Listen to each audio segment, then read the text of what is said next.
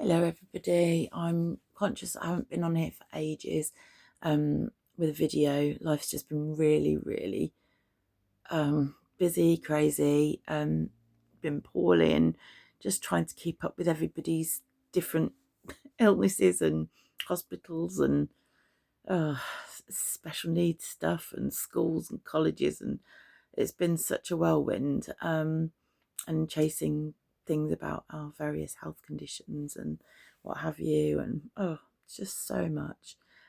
Anyway, the reason I thought I'd make this video today is because a couple of weeks ago I was sent my PIP renewal form. My PIP's not actually due for renewal until next May, so I was thinking, I'd got it in my mind because ever since I got my last award, I've had this May 2026 in my head as, kind of panic anxiety. Ever since I got my award in the first place, it's just been a case of, oh no, what have I got? I've got to do it all over again in how many years, Anyway, so I was geared up for next May, and I was thinking, okay, well, I'll gather all my evidence, I'll get everything ready, and I'll do it over the months, after Christmas, so that when I get the form through, I'm going to be ready and prepared, and I can just fill it in and send it off. So I'd got this plan in my head, and then all of a sudden, about 3 weeks ago, I got a renewal form. Sorry, my hand's shaking. I've got to put my hand there because I've got to support my neck at the moment, but I can feel my hand shaking. I got this form through the post about 3 weeks ago, and it said PIP renewal is due, and I was like, it's not due till next May, but they wanted it in by the 2nd of October, and I was like, well, by the time the letter arrived to me a week after they'd posted it, that left me 3 weeks to get it back to them. So I phoned straight up and I said I need an extension. So they've given me till the 20th of October, and we're on, what is it now, the 5th. So basically I've got to send it off by the end of this coming week.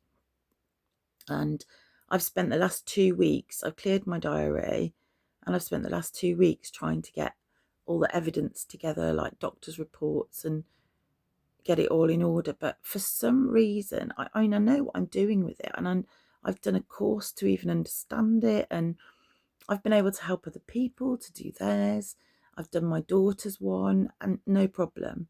But it comes to mine, and I've got this like complete mental block, and I think it's something to do with this like ADHD, autism, like this sense of overwhelm at the sheer magnitude of the task. I think that's what it is, because logically in my head I know exactly what needs to be done, but I just can't seem to bring myself to start it.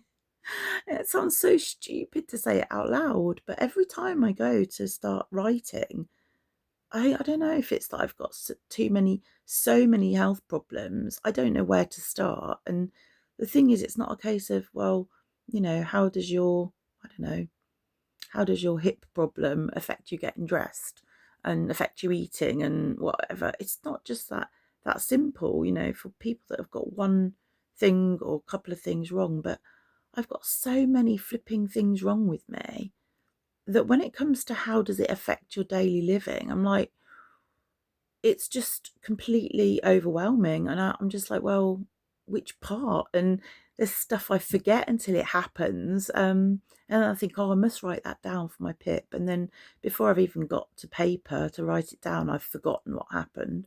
Something happened this morning. What was it? And I thought, oh, that's something that affects I think it was to do with taking medication. Oh, I know. I'd woken up late, but I'd forgotten to have my morning tablets. And then I finally was reminded for about the 4th time by Paul to have them at about 12 o'clock. He was like, have you had them yet? No. So it's like, right, have them now. And I went to get them out. Now I've got a dosette box. I'll show you. I had to change my dosette box a couple of months ago because all the letters, what are they called? Words, the days of the week were rubbing off. So I got this new one, and it comes in this snazzy little box, look. And inside the box, each day comes out separately. So, and then it's got the sunshine and the moon on for the morning and the evening. So it's really easy to refill it, but also if I'm going away, I can just, can't get that right the right way. If I'm going away, I can just take the days that are relevant and stuff. So anyway, what I find that I keep doing is I take it out in the morning or at night and I look at it and I think, which is the morning and which is the night time? That sounds completely stupid when you know, because it's completely obvious. But my brain, every time I take this out in the morning or at night time and I've got to have them, it's like I look at it and I'm like, which side am I meant to be having? And even on my old one that said AM and PM, I still used to look at it and be like, is it AM? Is it PM? And I just like my brain has this complete freeze. Anyway, I took this out this morning, put it round the wrong way again. I took this out this morning or lunchtime to have my morning tablets, and I took it out like that. And I said to Paul, where's Sunday morning's tablets? Like, it's Sunday morning and there's nothing in there. And I know that he filled up this whole box the other day for me. He has to do it because I get in a muddle and I put them in the wrong places and I forget them and all sorts. So he does it for me. And I knew it was full. So where's Sunday morning? Then I looked. Look what's happened. Look what's in there. And this happens so often. I've taken Sunday morning's tablet on Saturday night. I honestly, it's not rocket science. This is so basic. I have no idea how this happens to me, but I do it all the time. So anyway, that was one thing, and I thought to myself, oh, I must remember when it says about taking your medication. I must remember to talk about that. And then I completely forgot about it again. And there's so many things that have come in and out of my mind. And then when I go to the form and I start trying to write things, my mind goes completely blank and I can't think of anything to put down. So I'm really, really stressed. And I think the fact that I'm so stressed about it is actually making the brain fog worse as well. So yeah, I'm really stressed and overwhelmed at the moment with that. And I kind of, oh, excuse me. The last time I filled it in, this is the first time I've done it by myself, for myself. Excuse me. The last time I had to apply for it, I had a lady help me from, excuse me, yawning, from Citizens Advice. And she was really helpful. She went through it. She asked me the questions verbally, and then she processed my answers into what it needs to say on the form. Because as you know, I talk too much, and I don't just talk too much verbally. I do it when I write as well. So I give them like pages and pages of information they probably don't even need. But I find it really hard to condense it. So she's been doing that for me for the last few applications, and it's been fine.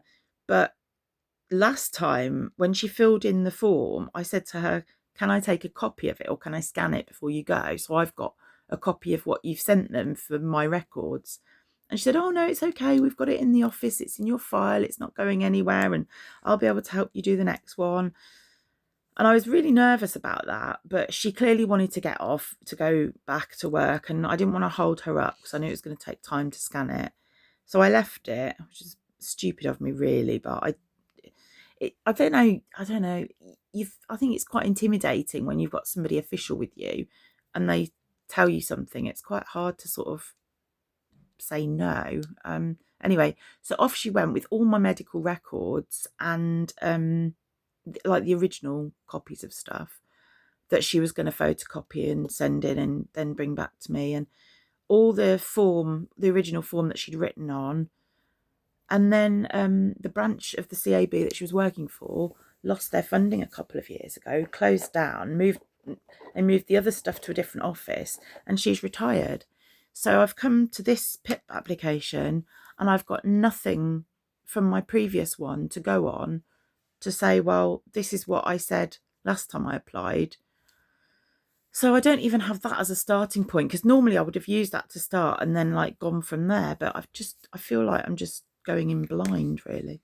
So yeah, I just thought I'd leave that update because PIP applications don't come around very often. I thought if I don't do it this time, then it's going to be another few years. But honestly, it's the most stressful thing, applying for all these things. And I can totally see why so many people that need it, that really do genuinely need the support don't apply for it, because it's so difficult and so stressful.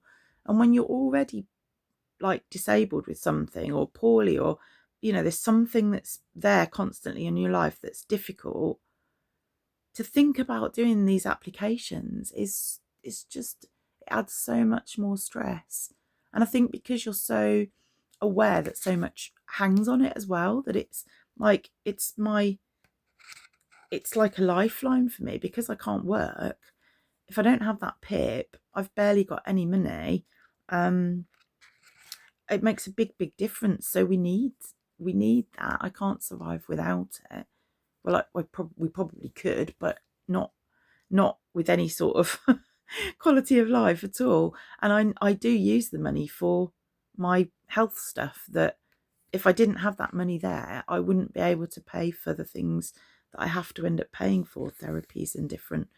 I mean, we had to buy my wheelchair and accessories for that, and insurance for that, my electric wheelchair, and I had to pay for physio, and there's so many different aids and appliances and things that I've needed, and it's cost me more than my PIP, but honestly, applying for it is so stressful. I wish so much that I could just work again. I was earning so much more money than this when I was working, and I felt that sense of satisfaction. I loved my job. Honestly, it's not that people don't want to work at all. I would much rather work, and that's why I do as much to help other people as I can, because it gives me that sense of satisfaction and purpose. But honestly, if there probably are people that are trying to claim PIP and not work because they can't be bothered, but honestly, they must have such boring lives on it. They must do, because you wouldn't wish this on anybody, to be so ill that you can't work. It's just not something that we want. So yeah. Anyway, I don't even know. I don't have a conclusion or a, like, what's the word? You see, Timmy from Lassie. I don't have anything like that to give you. It was just a blur of, this is how I'm feeling and this is why I'm feeling this.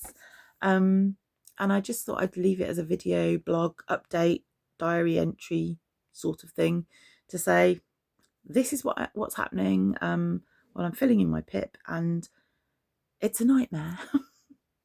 I'm somebody that helps other people a lot, but at the moment I feel like I wish somebody could help me with this. Anyway, I'm going to stop rambling now, and I will see you soon.